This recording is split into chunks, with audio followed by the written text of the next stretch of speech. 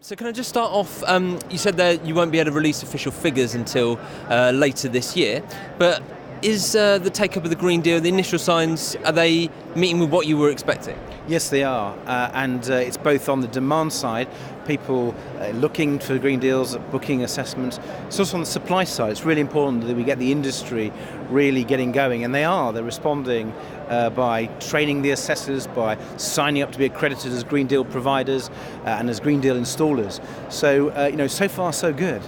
And you said in your session, towards the end of the session in the EcoBuild arena there, that you accepted that there were things that needed tweaking in the scheme. What's kind of at the top of your list of things to be addressed, for the teething problems to be ironed out? I think it's a bit early to identify any particular individual issues. I mean, we are relatively early into this market, which, as I said, I think is going to be decades long. So what I'm doing is giving a commitment that we will look at things if there are problems, and we want to work in partnership with industry. So if anyone who's involved in the Green Deal, whether they're an assessor, installer, provider, or any part of the supply chain, if there are issues that you're picking up, share them with us. We want to respond to make this the best market in energy efficiency, the best Green Deal ever.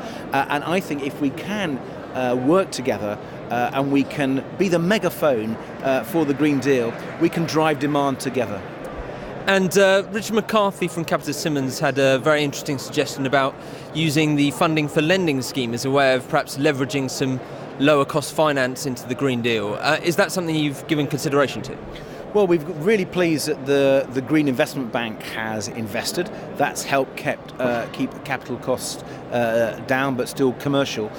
So I think it's a bit early to say whether we need to do anything more. We've got to make sure that the public sector support is proportionate, because this is about a new market. It's about leveraging hundreds of millions of billions of private sector capital into this market over the years ahead.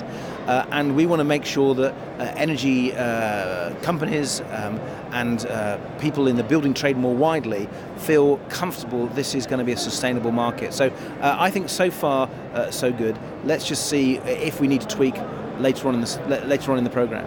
What sort of timescale are you thinking of for that? Is that something you need to sit down 3 months, 6 months, a year? And I'm not going to give any commitment today. I mean, we are building the supply chain, working with industry. We're building demand, and as they grow together, I think that's where the confidence in the Green Deal will come from. I've been absolutely clear all along. I don't expect this to suddenly take off like a rocket. I hope it does, but I don't think it's going to, because inevitably there is a time lag as people get trained up, as people get to know about it, and we're trying to build a long-term sustainable market here, not something that's a quick flash. And therefore, I think it is sensible to just build together, build slowly, build sustainably. And lastly, are you happy that all the things the government needs to have in place to get this to a mass-scale market are in place already? Well, I think the signs are very promising in this area. I mean, we have worked really hard with business over a number of years now to get this design right.